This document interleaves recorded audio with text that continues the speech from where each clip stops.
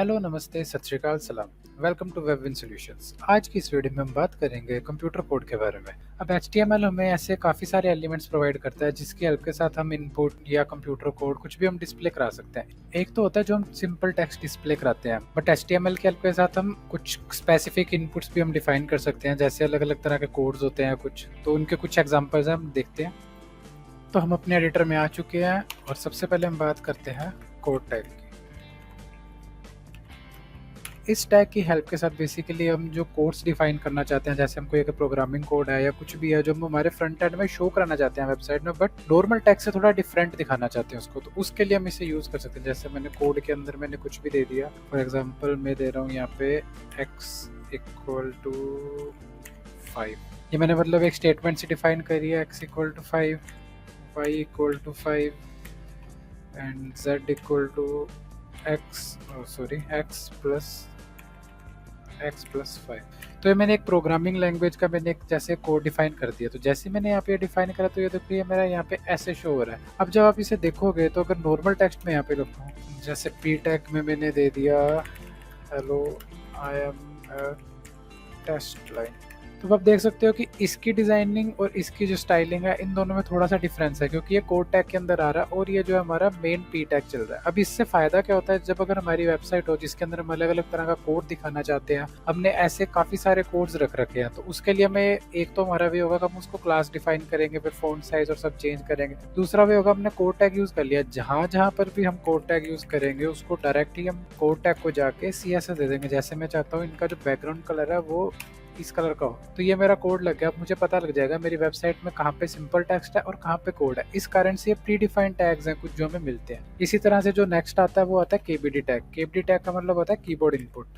इसके नाम से आपको पता लग रहा होगा कि जो हम कीबोर्ड के शॉर्ट कीज होते हैं, जैसे हम यूज करते हैं Ctrl+C कॉपी के लिए, Ctrl+X कट के लिए, तो वो हम KBD टैग के अंदर डिफाइन कर सकते हैं। जिसका KBD टैग लगाया, इसके अंदर हमने लिख दिया Ctrl+S।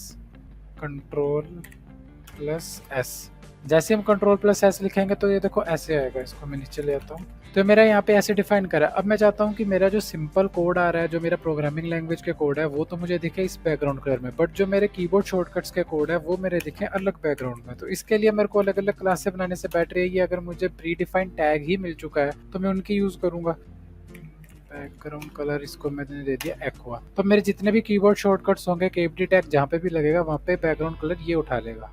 ये सारी चीजें हम क्लास देके भी कर सकते हैं, बट हम यहाँ पे प्री डिफाइंड टैग्स यूज कर रहे हैं। इसका पीछे मेन रीजन ये होता है कि क्लाइंट कई बार हमें सिर्फ CSS की एक्सेस देता है और उसके जो HTML हो रखी है उसके अंदर उसने ऑलरेडी कोड टैग या KBD टैग है जिसमें भी उसने काम करा उसने वो सब पीछे दे रखे हैं। तो उस पॉइंट में हमें अगर कलर चेंज करना है या कुछ भी करना है तो हम HTML को एडिट नहीं कर सकते, क्योंकि हमारे पास ओनली CSS की एक्सेस है। इस कारण से हमें CSS के अंदर कोड टैग या KBD टैग को लगा के हमें काफी ईजी हो जाता है उन चीजों के लिए स्टाइलिंग करना।